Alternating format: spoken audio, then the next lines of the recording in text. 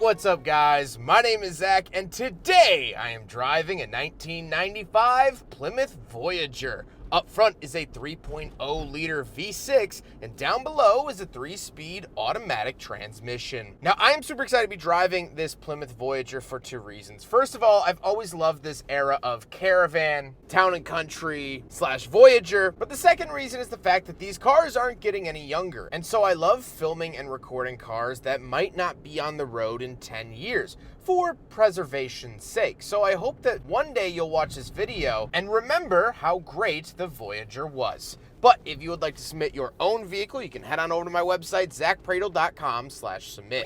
It's a quick and easy submission form. It takes under a minute to fill out, and I come out to you. But let's get back to that 3-liter V6 under the hood. Well, it's actually a Mitsubishi engine. So Chrysler and Mitsubishi were working together in this era. We got the more famous cars like the Eagle Talon and Mitsubishi Eclipse and Chrysler Conquest, vehicles like that. Everyone sort of knows those collaborations between Mitsubishi and Chrysler, but it actually went a lot deeper. And one of the things that they did was share their engines with Chrysler for the Dodge Caravans. Also shared it with a bunch of other vehicles, but the Plymouth Voyager mainly. And so it's actually a good engine. You could find these with 4 cylinders as well, and back in the day you could find them with 4-cylinder turbos, but those were long gone by the 90s. They had opted for the 3-liter V6 as basically a turbo engine replacement, made more torque, and seemed to be the fan favorite. Now, like I said, paired to it is a 3-speed automatic. Now, there were 4-speed automatics as well. The 4 speeds were very unreliable. The 3 speeds were better, but still not amazing, but they were okay, and it's functioning here today,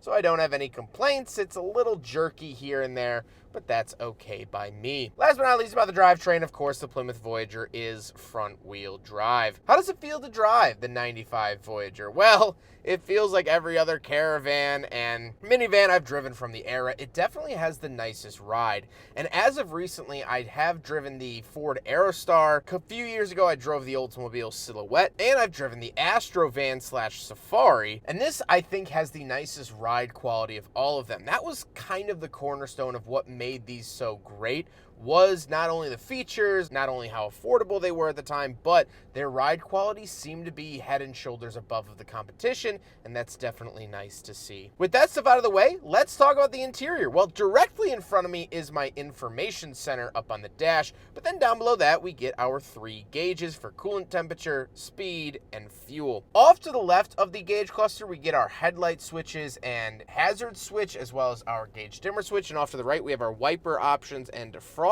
And then the steering wheel, we don't have anything besides an airbag and the horn buttons. Off to the left, we do have a climate control vent and the trunk release. And moving on to the door, we have the latch to get in and out and manual windows, because Plymouth was the cost-effective brand from the Chrysler Corporation, and so it got way less features for a more affordable price, so crank windows it is. Moving into the center, I do have a little Voyager cubby. This is where they spent money where they didn't necessarily have to, because this little cubby is shared with every other vehicle like the Caravan and Town and Country. But then down below that, we do have an aftermarket radio, because any radio from the 90s isn't going to keep up with modern tech, so it has been swapped out. Down below that, we have 3 climate control vents and the climate controls themselves. This does have AC that still blows ice cold, which is wonderful to experience here today, and a cigarette lighter. And then we get some mixed cubby space. So you do get a pull-out ashtray, but then down below that, you get pull-out cup holders, so we will do a big friggin' bottle test. However, as you may predict, it fails quite gloriously, but every van from this era does, so nothing new here.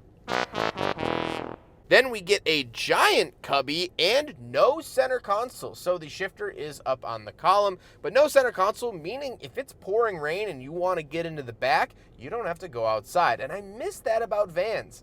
Modern vans have center consoles, which is nice in its own right, but I also prefer having this aisle. The seats are very, very comfortable. You could probably tell just by looking at them how comfortable they are, and it is really true. They are awesome. I love this era of seats, and I truly, truly miss when this era was so comfortable. However, speaking of seats, we do have back seats, 2 more rows in fact, so let's go do some back seat reviews. So, as kids of the era will tell you, only 1 door on the passenger side. No door on the driver's side. Manual door, of course, and you cannot roll down these windows. You can sort of pop them open with these little corner pieces to get a little bit of airflow, but no roll down windows. That didn't come really to the early 2000s, which was a big deal when it did come. We do have cup holders. We have an ashtray so your kids can light up, some storage cubbies and whatnot. And it's kind of funny because this bench is pushed up against this wall because there's no door here and it leaves an aisle to my right. Headroom good, knee room good. I would be very happy to spend hours in the back seat of this minivan. That's something that you can't say about a lot of other cars that were being offered at the time. However, let's hop into the third row to really see what's what. All right, so now we're in the very back row of the Plymouth Voyager. And again, I'm 5'11", not a small guy. I have my sunglasses on, but I could sit up. My head's not hitting the ceiling. I have more cup holders, more storage cubbies back here, and we do get that aisle.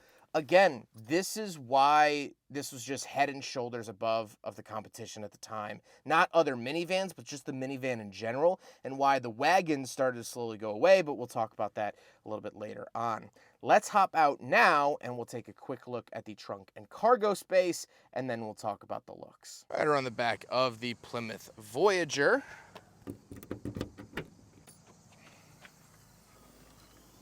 And here we are. So this is before the stow and go system that Chrysler pretty much pioneered. So you don't have any seats that fold into the bottom. However, you can remove it. There are some pegs down below that will let you remove it. Not a whole ton of cargo space here in the Voyager, which is okay.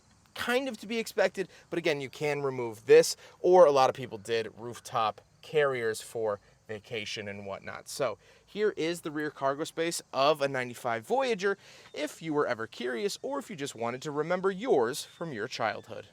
Now we gotta talk about the looks, and obviously it looks the same as every other van from this era. However, I do like the red color. I feel like all of the Caravans I've done have been beige or white or silver.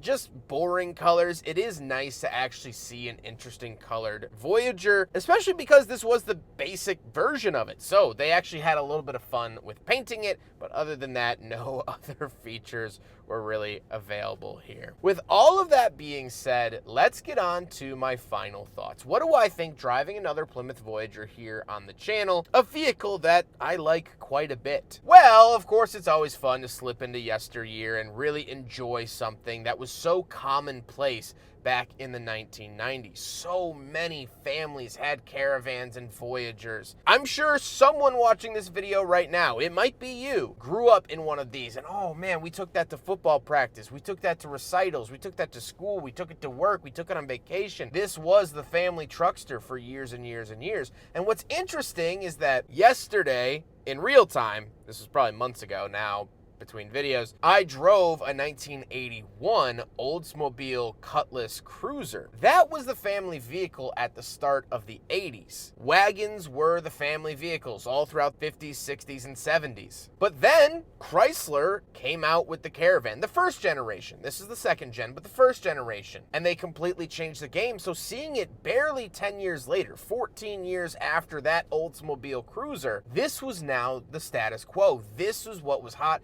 This is what families were moving towards, and it's still something that we see somewhat today, although we've now seen an SUV craze where the minivan is slowly starting to shift off to the side. This is what replaced those wagons, and I think it replaced it really well. A couple of things that it does better than a station wagon. First of all, it's higher up off the ground, so getting into it is a lot easier. You sort of have a lateral move as opposed to getting down into it. But similarly, it's not high enough to be like an SUV, so it's still easy to get into for 90% of people. It offers 3 full rows, where station wagons would sometimes have a reverse third row that you could squeeze back there, but let's be honest, if you're over the age of 11, it wasn't going to be comfortable. This actually has a third row that is comfortable. These vans also came with more average engines or more efficient engines. The V8s of the wagon era were gone, and V6s and inline 4s were taking its place, which is still popular today. The 2025 Kia Carnival has a V6 engine.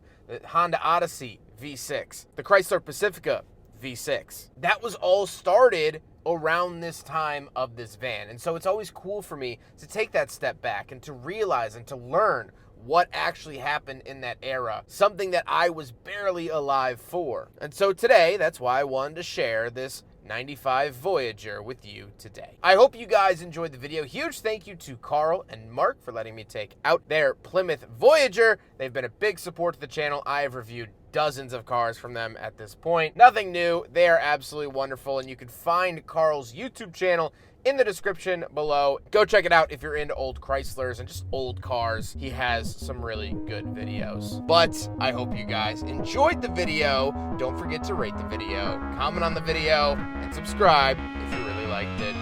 Take care, guys.